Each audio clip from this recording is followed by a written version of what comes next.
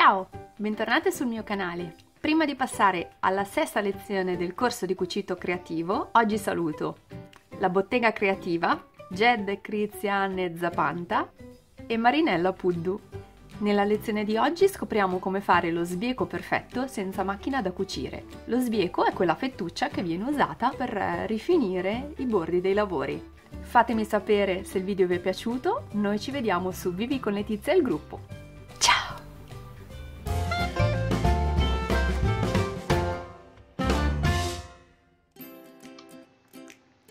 Per fare lo sbieco utilizzo un rettangolo di stoffa di circa 48 x 30 cm. Lo giro in modo che il rovescio sia sopra, poi utilizzo una squadra da 45 gradi per tracciare la diagonale.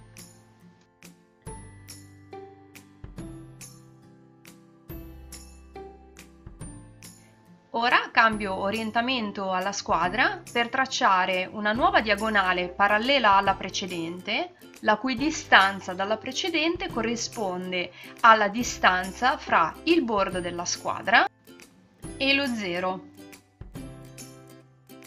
Questa mi servirà per tracciare in modo più preciso nuove diagonali parallele alla prima a una distanza di 5 cm una dall'altra. Chiaramente, a seconda dell'altezza dello sbieco che avete bisogno, questa distanza cambierà e sarà maggiore o minore. Ora traccio una linea perpendicolare che mi servirà per tracciare le diagonali, utilizzando come riferimento i punti che avevo segnato prima. Nel web troverete modi diversi da questo per creare lo sbieco. Uno di questi è quello di partire da un quadrato. Io ho scelto di fare così perché questo mi permette di creare strisce di stoffa più lunghe, quindi creare meno giunture visibili fra una striscia di stoffa e l'altra.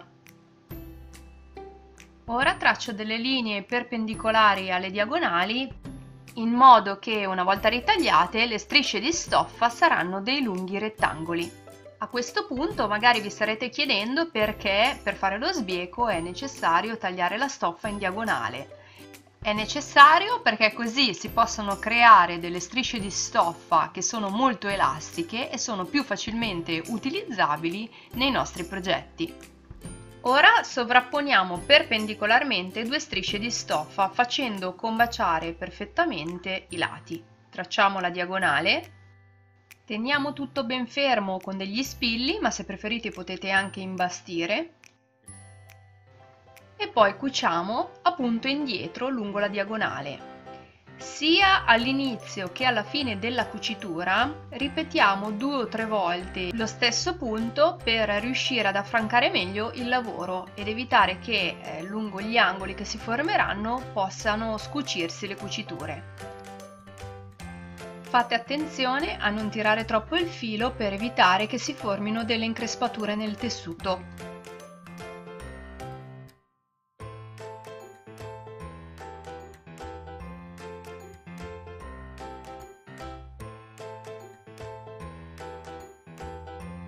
Come vedete, aprendo i due lembi di stoffa sono perfettamente allineati e cuciti in diagonale. Ora tagliamo gli angolini di stoffa eccedenti lasciando circa mezzo centimetro dalla cucitura. Attacchiamo nuove strisce di stoffa ripetendo tutti gli stessi passaggi per ottenere un nastro sbieco della lunghezza che ci serve. Stiriamo sul retro facendo attenzione anche ad aprire le cuciture.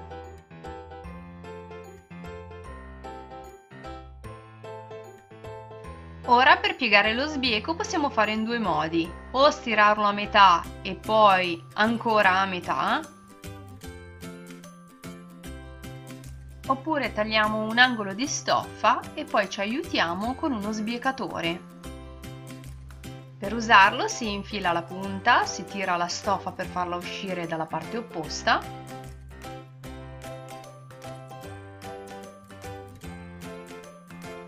Poi si stira mentre si tira il piedino.